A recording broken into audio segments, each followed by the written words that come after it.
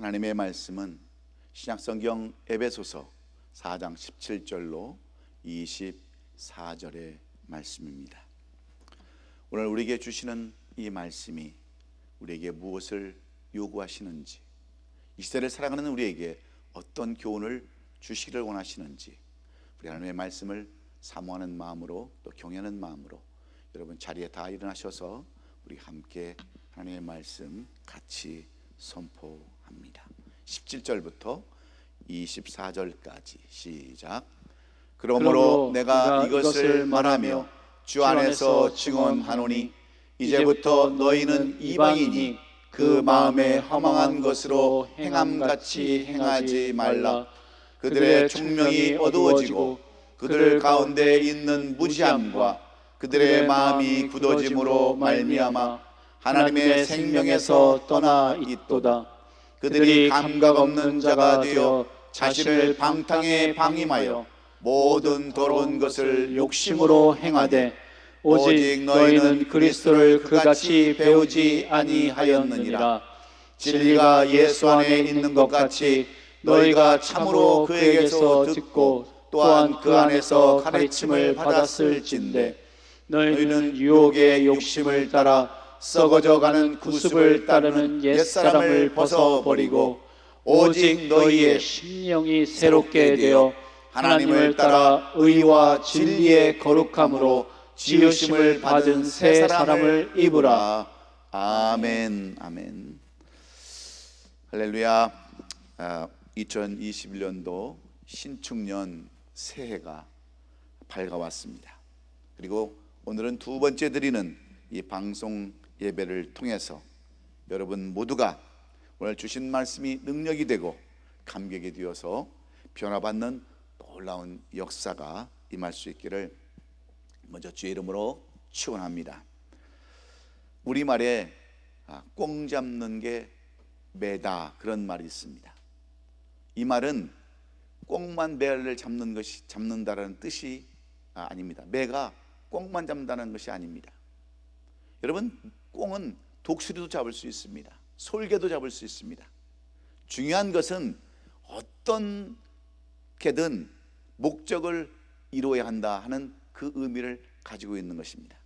그런데 우리가 잘 알고 있듯이 솔개라고 하는 그러한 새는 관골탈퇴, 그의 생명이 한 70년 정도 산다고 그러는데 한 40년 되면 이 솔개는 발톱이 무뎌지고 부리가 무뎌져서 제대로 사냥을 할 수가 없습니다. 그래서 깊은 산속에 들어가서, 깊은 굴속에 들어가서 아무것도 먹지 아니하고 자신의 그 낡은 부리를 가지고 자기 발톱을 다 뽑아버립니다. 자기의 모든 그 굳은 날개 깃털을 다 뽑아버립니다. 그리고 바위에 자기의 부리를 쪼아서 부리를 다 뽑고 무려 긴 세월을 그렇게 인내하면서 지키다가 새로운 털이 나오고 새로운 발톱이 나오고 새로운 부리가 나서 다시 한 3, 40년을 사는 새가 바로 솔개라는 새예요. 그래서 요즘 기업에서 이 솔개에 대한 이야기로 많은 변화를 요구하고 있습니다. 여러분, 지금 이 시대는 우리가 변화를 요구하는 때입니다. 한때 우리 생활을 지배하고 선풍적인 인기를 끌었던 문화나 상품들이 우리도 모르게 어느새 살며시 그 자리와 명성을 감추고 사라지는 것들을 우리는 볼 수 있었습니다. 그 대표적인 예가 바로 IBM이라는 하는 회사입니다. 이 회사는 컴퓨터 시대의 선두주자로 미래를 앞서가던 촉망 만든 기업 중에 하나였습니다. 그런데 지금은 컴퓨터 산업의 발빠른 변화에 밀려나서 애플이라는 회사 앞에 무릎을 꿇고 말았습니다. 그런가 하면 한때의 TV, 가전제품, 그런 자리에 황태자라고 불리웠던 일본의 소니라는 기업도 지금 발빠른 가전제품의 변화에 밀려나서 우리나라의 삼성과 LG에 무릎을 꿇고 말았습니다. 왜 그렇습니까? 그들이 기술이 부족해서 그럴까요? 아니면 인재가 없어서 그랬을까요? 아니면 자본이 없어서 그랬을까요? 이 모든 세 가지가 다 아닙니다. 절대적인 이유는 발빠른 변화의 시대에 적응하지 못했기 때문입니다. 한마디로 말하면 그들에게는 기업의 변화가 없었기 때문입니다. 이것은 세상 일에만 있는 것이 아닙니다. 우리의 삶도 마찬가지예요. 우리의 삶도 안팎으로 계속되어지는 변화의 요구에 직면하고 있습니다. 가태한 아기로부터 유아기, 아동기, 청년기, 장년기, 노년기를 거쳐서 우리는 죽을 때까지 변화를 요구받습니다. 그런데 이러한 삶 가운데서 절실히 요구되는 것이 바로 변화입니다. 이런 변화에 적응하지 못하면 결국은 성공하지 못하고 낙오될 수 있는 이런 삶을 살 수밖에 없기 때문입니다. 그래서 세상도 환경도 우리로 하여금 계속적인 변화를 요구하고 있습니다. 그런데 이런 변화는 삶에만 또한 있는 것이 아니에요. 우리의 신앙생활에도 변화가 요구되고 있습니다. 오늘 본문 23절로 24절에 보면 오직 너희의 심령이 새롭게 되어 하나님을 따라 의와 진리의 거룩함으로 지으심을 받은 새 사람을 입으라고 오늘 본문은 말씀하고 있습니다. 이 말씀은 무엇보다도 새롭게 되어야 한다고 하는 말씀입니다. 다시 말하면 변화가 있어야 된다고 하는 그러한 말씀인데, 사도 바울은 에베소 교회와 성도들에게 보내는 편지를 통해서 그들에게 주시는 권면의 말씀은 다름 아닌 변화이었습니다. 오늘 이 본문의 말씀은 사도 바울이 제3차 전도 여행을 마치고 예루살렘을 방문하였다가 체포된 후 로마로 이송되고 제1차 연금 생활을 시작할 때 쓴 편지가 바로 오늘 이 내용입니다. 그가 로마 감옥에 있을 때 그는 들려오는 그 소식을 듣고 매우 안타까움을 금할 수가 없었습니다. 에베소 교회와 성도들에게서 들려오는 그 소식들은 이 사도 바울로 하여금 가슴이 아플 수밖에 없었습니다. 왜냐하면 아직까지도 이 에베소 교회와 성도들이 사도 바울의 가르침을 깨닫지 못하고 여전히 똑같은 삶을 살고 있었기 때문입니다. 마치 우리들처럼 작년과 똑같은 그러한 삶, 신앙생활을 영위하고 있었기 때문입니다. 예수님을 믿고 아는데 여전히 싸우고 그들은 분쟁합니다. 음행과 탐욕과 거짓과 비방 가운데 서로 비방하며 살아갑니다. 위아래가 없는, 질서가 없고 위가 없는 그러한 무분별한 삶을 살아갈 때 사도 바울은 하나님이 기뻐하시는 삶이 어떠한 삶인가, 하나님이 원하시는 삶이 어떤 삶인가를 그가 살아가는 제자 두기교로 하여금 이 글을 써서 전달하게 한 그런 내용들입니다. 그렇다면 사도 바울은 에베소 교회와 성도들을 향하여 어떤 변화를 요구하고 있을까요? 오늘 우리는 여기에 초점을 맞추고 우리도 어떻게 하면 이 사도 바울이 권면하는 하나님의 뜻을 이루어드리는 성도들이 될 수 있을까? 오늘 이 본문의 말씀을 자세히 살펴보면 사도 바울은 세 가지로 우리의 변화를 촉구하고 있습니다. 무엇이 변화야, 어떤 것들이 변해야 여러분 새로운 삶을 살 수 있는가를 말씀해 주고 있습니다. 그렇다면 그 변화의 첫 번째 주된 요인은 무엇일까요? 첫째는 우리의 마음이 변화되어야 한다는 것입니다. 이 말은 생각 자체가 변화되어야 한다라고 말씀하는 내용들입니다. 오늘 본문 18절을 보면 그들의 총명이 어두워지고 그들 가운데 있는 무지함과 그들의 마음이 굳어짐으로 말미암아 하나님의 생명에서 떠나 있도다 그랬습니다. 여기서 가장 핵심적인 구절은 마음이 굳어졌다 하는 표현인데, 이 말씀은 마치 용광로에서 나온 쇳물이 식어가지고 단단히 굳어져서 쇠뭉치가 된 것 같은 상태를 의미하고 있습니다. 철은 일단 굳어버리면 변형될 수 없는 것처럼 마음도 굳어지면 요지부동이 될 수밖에 없습니다. 이처럼 사람의 마음도 굳어지면 우선 어떤 현상이 나타납니까? 지성이 경직되어버리고 마비가 되어버립니다. 그 아무리 콩으로 매주를 쓴다 해도 믿지 아니하고 자기 자신을 주장을 합니다. 그런데 지금 우리 사회가 바로 그런 사회가 아닙니까? 우리 주위에는 예에서 일어나고 있는 이념의 논쟁을 보면 다 그렇습니다. 그 이유는 서로를 향해서 마음이 굳어져 있기 때문입니다. 그래서 사람의 마음이 굳으면 다음으로 오는 현상이 뭐냐면 감정의 문이 닫혀버리는 거예요. 그래서 서로 화해하기가 어렵습니다. 서로 헐뜯고 용서하잖아요. 세상 사람들은 술 한잔 먹고 여러분 화해도 하는데, 교회 다니는 사람은 여러분 한번 마음이 굳어지면 죽는 그날까지 마음을 풀지 않는 것이 오늘 그리스도인의 그러한 모습들입니다. 그래서 미움이 깊어지고 감정이 원한과 미움으로 발전되어 버립니다. 그리고 사람의 마음이 굳으면 또 하나의 의지가 제 힘을 발휘하지 못하는 데 있습니다. 그래서 때로는 쓸데없이 고집을 부리죠. 그럴 필요도 없고 자신에게 아무런 유익도 없으면서도 그 잘난 자존심을 세우면서 고집을 부리는 게 특징입니다. 그래서 때로는 결단할 때 결단하지 못하고 잘못된 것을 끊고 돌아서야 하는데 돌아서지 못하는 이유가 바로 여기에 있습니다. 그래서 마음이 변한다는 것은 곧 굳은 마음을 피는 것, 풀어내는 것을 의미하는 것입니다. 마음이 제대로 작동하는 것을 말하는 겁니다. 마땅히 생각하고 할 것을 생각하고 느낄 것을 느끼고 결단할 것을 결단시키게 되는 것은 바로 이 변화가 필요하기 때문입니다. 그러므로 신년 새해에는 무엇보다도 여러분의 마음이, 여러분의 생각이 먼저 변화될 수 있기를 주의 이름으로 축원합니다. 부정적인 생각이 긍정적인 생각으로 바뀔 수 있기를 바랍니다.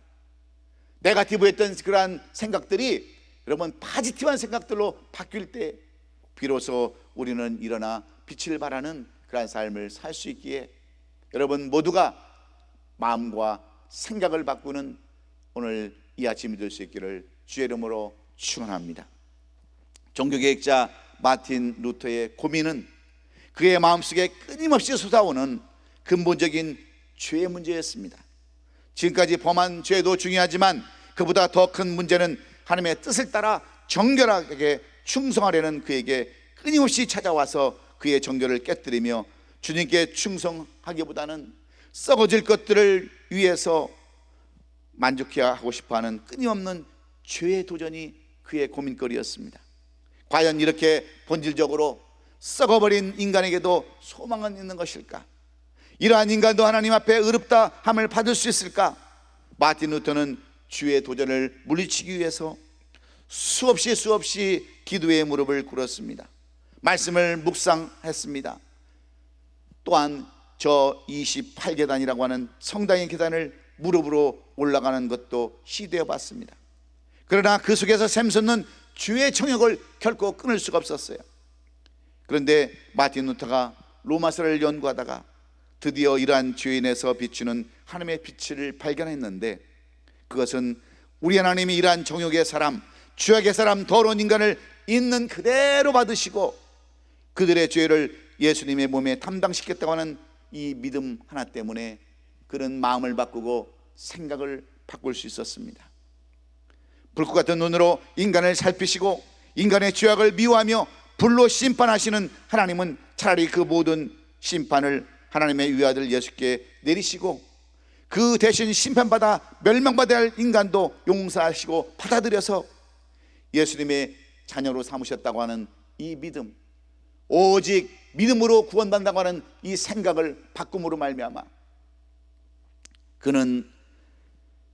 루터는 하나님께 무릎을 꿇지 않을 수 없었어요. 그렇습니다. 인간의 죄는 인간의 공로나 힘으로나 능력으로 해결할 수가 없습니다.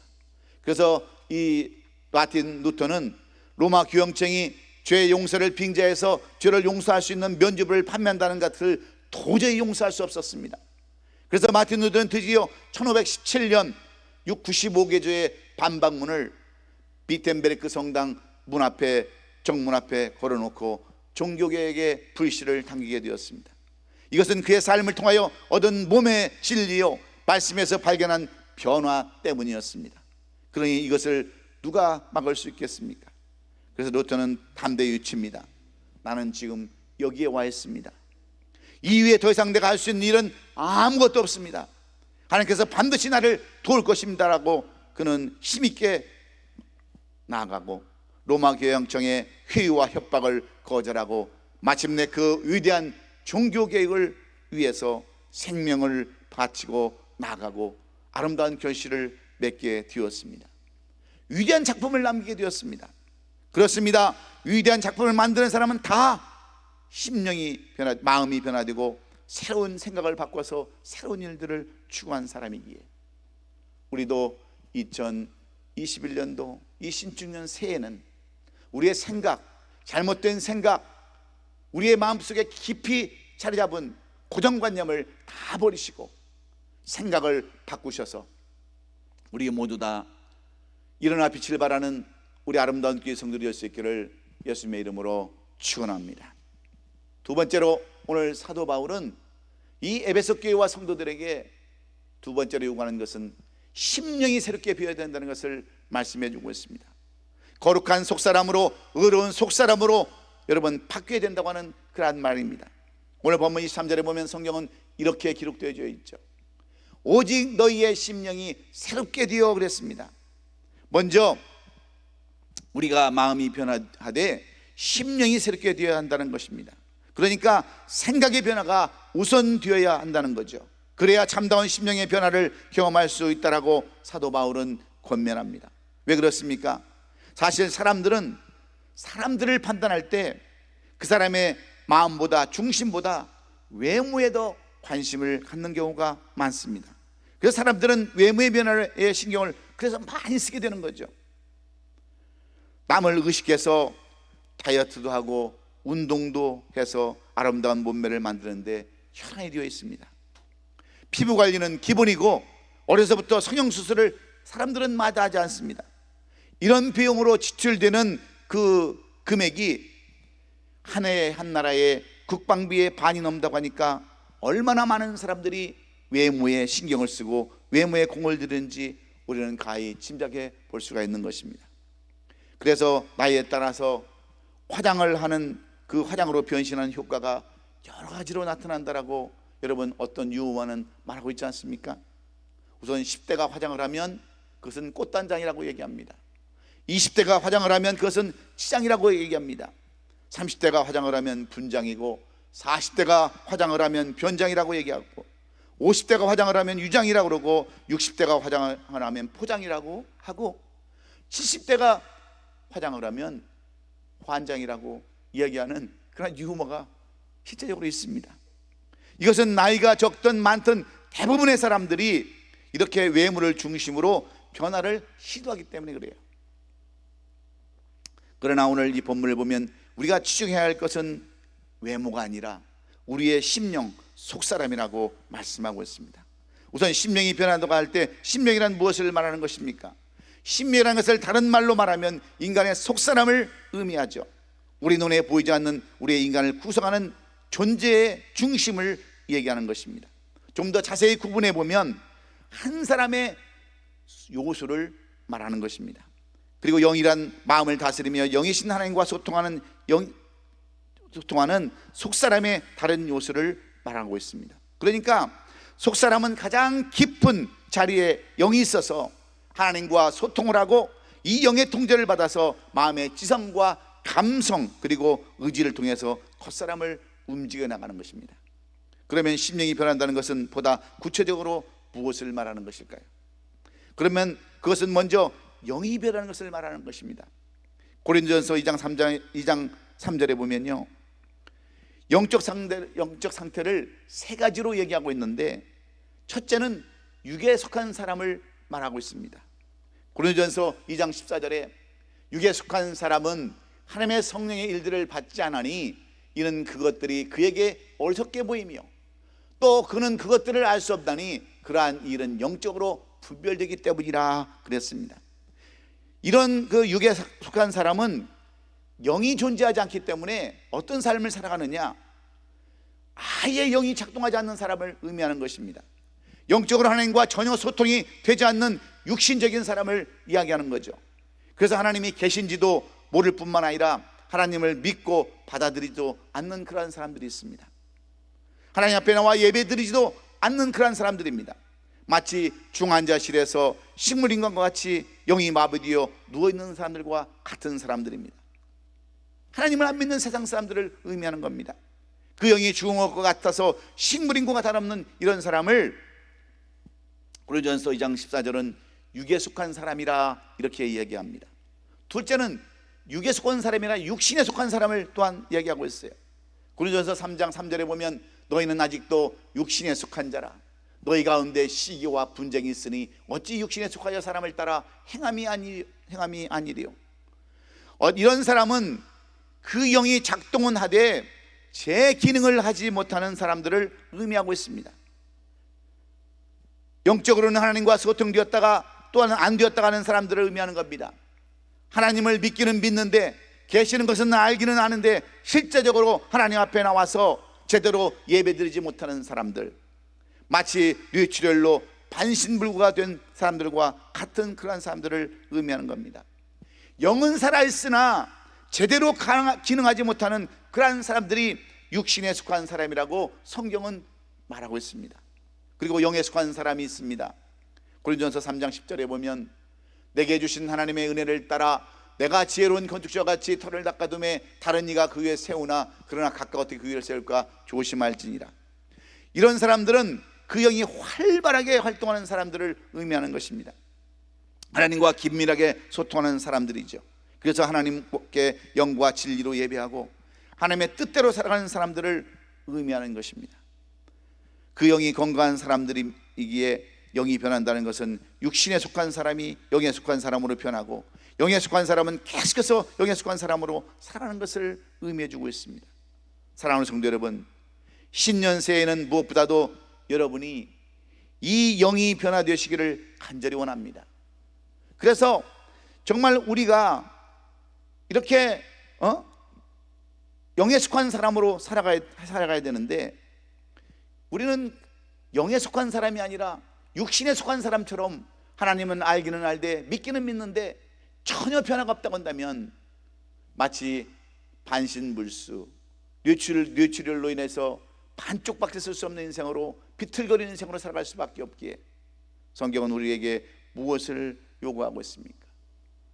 심령이 변화되어 새롭게 변화되는 것을 말씀해 주고 있습니다. 속사람도 반드시 변해야 된다라고 우리에게 가르쳐 주고 있어요.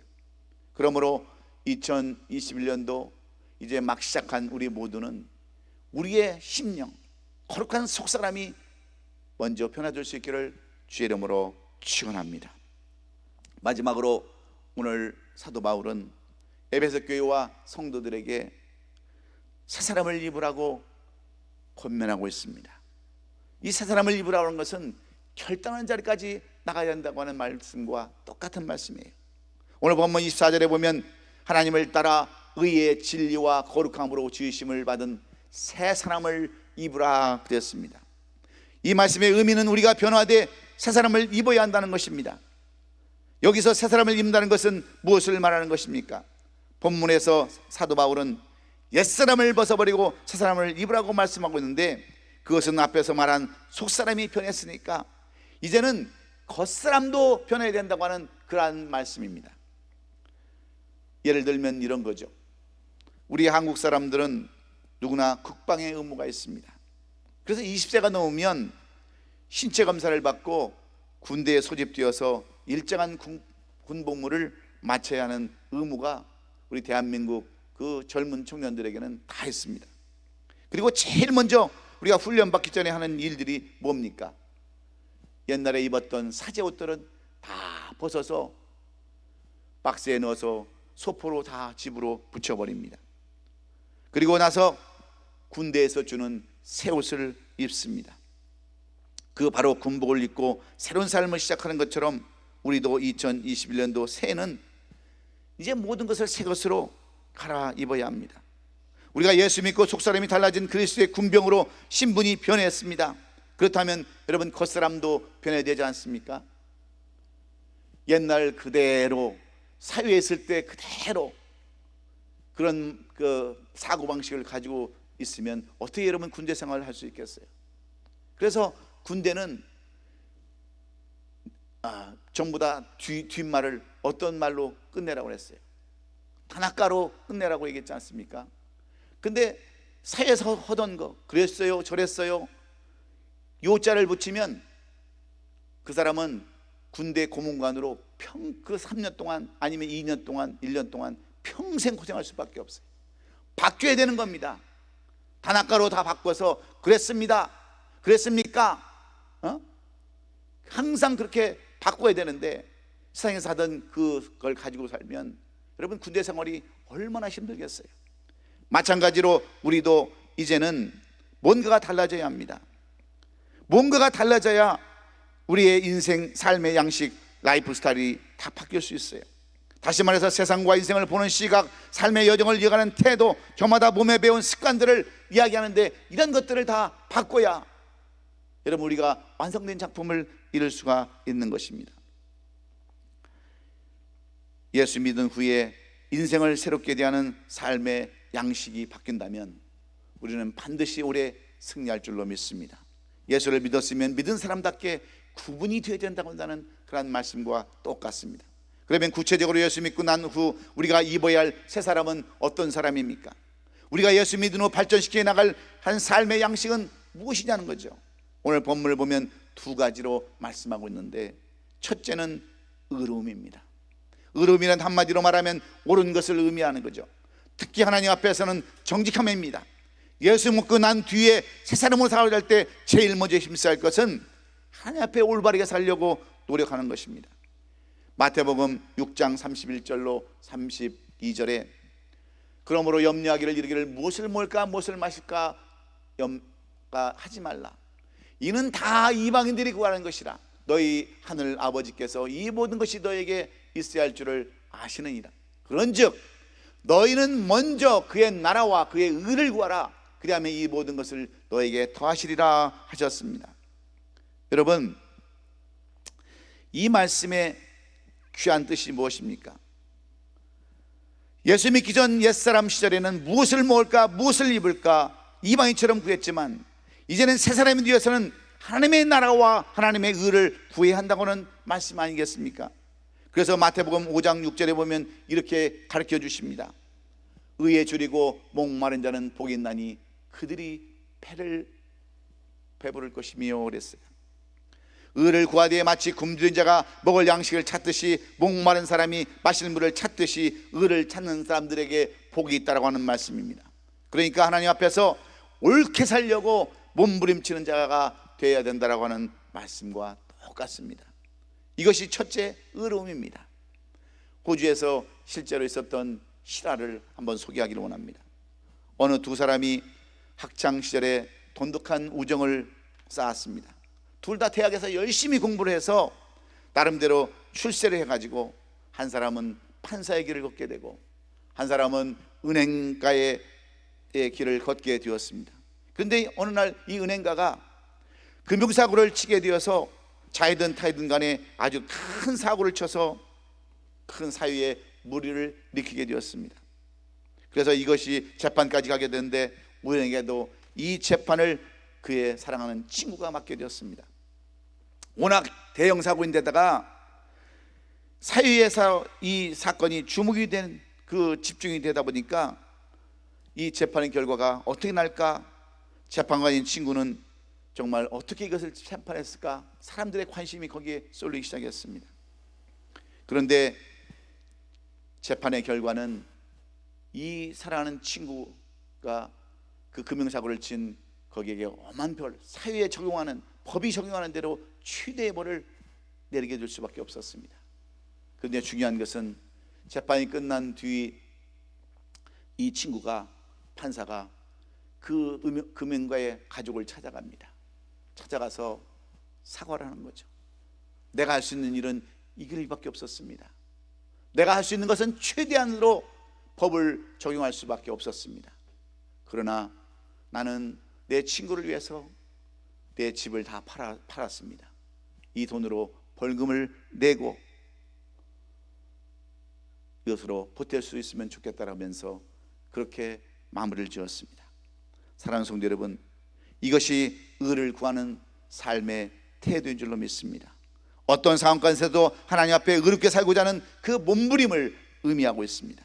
그러므로 우리도 새해에는 하나님 앞에 그렇게 살고자 더욱 심쓰야 합니다. 그리고 둘째는 진리의 거룩함입니다. 거룩함이란 한마디로 말하면 깨끗함을 의미하고 있습니다. 하나님께서 보실 때 깨끗함과 진실함을 말하는데, 사도 베드로가 구약의 레위기를 인용한 말씀처럼 기록하였으되 내가 거룩하니 너희도 거룩할지어다 한 말씀대로 우리가 살아가야 합니다. 그래서 그리스도인들이 예수 믿고 난 뒤에 사람이 되기도 할 때 추구해야 할 또 하나의 덕목이 바로 거룩함이라고 하는 그러한 말씀입니다. 이 내용을 출애굽기 30장 17절에 보면 이렇게 써놨어요. 여호와께서 모세에게 말씀하여 이르시되 너는 물두멍을 노수로 만들고 그 받침대도 노수로 만들어 씻게 하되 그것을 회막과 제단서에 두고 그 속에 물을 담으라. 그러면서 20절에 와서 그들이 회막에 들어갈 때 물로 씻어 죽기를 면할 것이요 제단에 가까이 가서 그 직분을 행하였더라 그랬습니다. 제사장들이 성막에 들어가서 제사장 직무를 보기 전에 물도명의 물로 손과 발을 씻도록 하기 위해서였습니다. 만일 손과 발을 물도명에 씻지 않은 채 제사장의 직무를 보면 반드시 죽게 되어 있었기에 이것은 하나의 상징적인 메시지로 우리에게 말씀해 주고 있는데, 청결하라는 거예요. 깨끗하라는 겁니다. 그래서 예수 믿고 새 사람이 된 사람들은 거룩한 삶을 추구해야 될 줄로 믿습니다. 이것이 사도 바울이 이 에베소 교회와 성도들에게 주시는 권면의 말씀이었어요. 깨끗하지 못하니까, 의롭지 못하니까 서로 싸우고 분쟁하고 교회에 어려움을 줄 수밖에 없었다고 하는 그러한 내용들입니다. 북유럽에 사는 흰담비라고 하는 여우과에 속하는 동물은 털이 희고 아름답기로 유명해서 이 흰담비를 잡으려고 하는 사냥꾼들이 이 흰담비를 거다 잡아서 멸종 위기에 있습니다. 그런데 이 흰담비는 본능적으로 자신의 털을 더럽히지 않으려는 강한 의지를 갖고 있다고 합니다. 그래서 사냥꾼들이 이 흰담비를 잡으려면 어떻게 하느냐, 이 흰담비가 사는 동굴 입구에다가 검정 칠을 잔뜩 해놓습니다. 그리고 밖에 나가서 지금 돌아다니는 이 흰담비를 쫓으면 이 흰담비가 어디로 도망을 가겠어요? 당연히 자신이 살고 있는 동굴로 이게 도망을 가지 않겠습니까? 그런데 자기가 사는 동굴 앞을 딱 가보니까 검정칠이 막 칠해져 있는 거예요. 그런데 이 흰담비는 자기 몸에 그 검정칠을 묻히지 않기 위해서 동굴을 못 들어가는 거예요. 그래서 주저하다가 그만 사냥꾼들에 잡혀가지고 일생을 마치는데, 여러분, 자신이 사냥꾼에 잡혀 죽을 지경에 이르러도 자신을 더럽히지 않는 흰담비의 특성은 오히려 더럽고 추악한 우리 인간들의 모습을 얼마나 부끄럽게 만드는지 모릅니다. 그렇습니다. 우리 그리스도인에게서도 이런 태도가 필요합니다.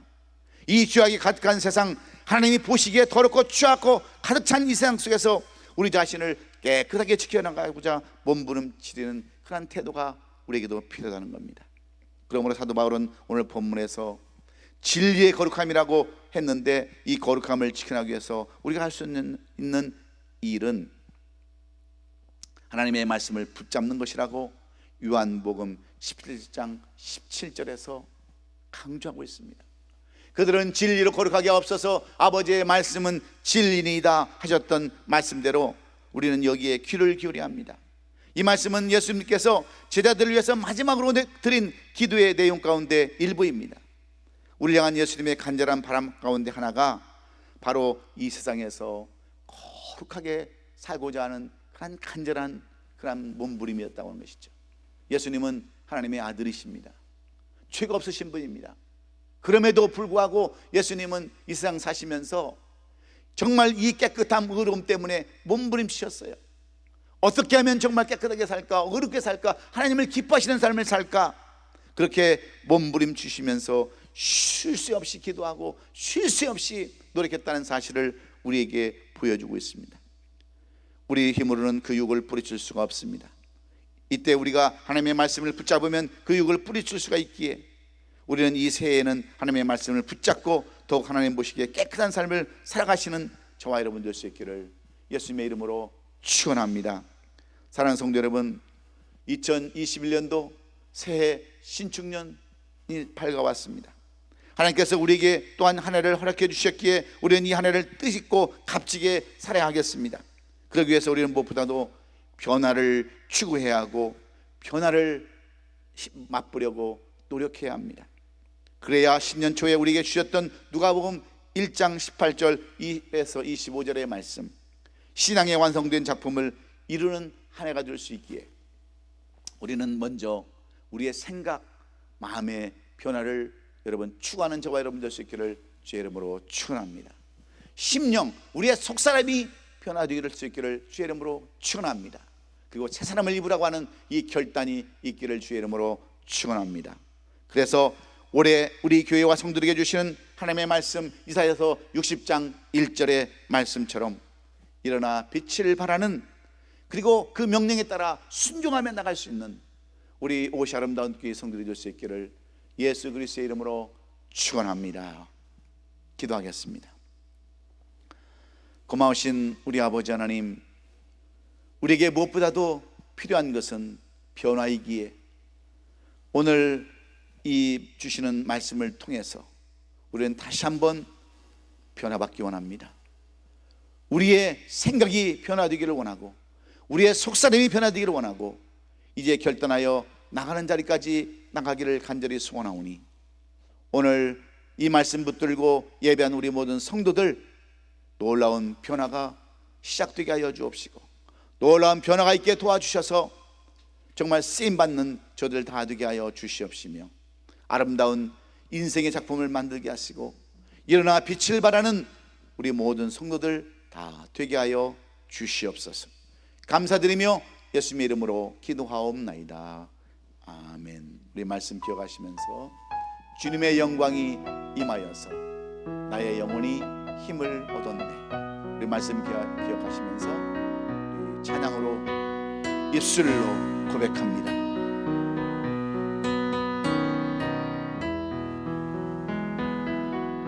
주님의 영광이 임하여서 나의 영혼이 힘을 얻었네.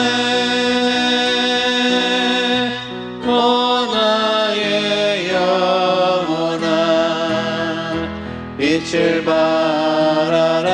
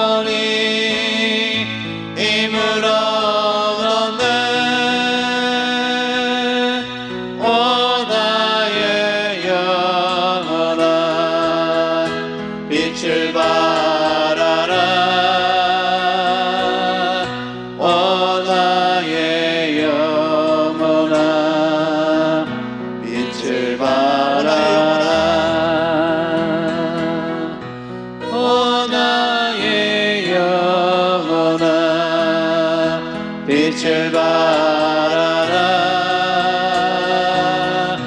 오 나의 영혼아 빛을 발하라.